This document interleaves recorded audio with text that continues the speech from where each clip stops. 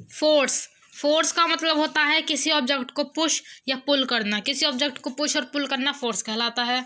Force के काफ़ी type होते हैं, लेकिन उससे पहले हम फोर्स का इफेक्ट जान लेते हैं जो कि फोर्स कर सकता है। फोर्स किसी ऑब्जेक्ट को मूव कर सकता है, उस मूविंग ऑब्जेक्ट को रोक सकता है, किसी ऑब्जेक्ट की डायरेक्शन चेंज कर सकता है, किसी ऑब्जेक्ट की शेप चेंज कर सकता है, और उसकी जो स्पीड है वो इंक्रीज या डिक्रीज कर सकता है। तो ये थे फोर्स के इफेक्ट। फोर्स कितने टाइप्स के होते हैं? सबसे पहला होता है ग्रेविटेशनल फोर्स। जो भी चीज़ हम ऊपर से नीचे गिराते हैं तो अर्थ उसे अपनी तरफ खींच लेती है, इस फोर्स को हम कहते हैं ग्रेविटेशनल फोर्स।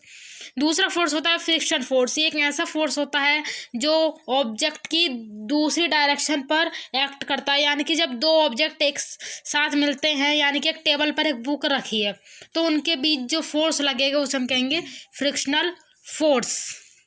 तीसरा फोर्स होता है मैग्नेटिक फोर्स, यानी कि जब मैग्नेट किसी आयरन या कोई मेटेलिक ऑब्जेक्ट होता है जो उससे अट्रैक्ट हो जाता है मैग्नेट से, तो उनके बीच जो फोर्स लगता है उसे हम कहते हैं मैग्नेटिक फोर्स।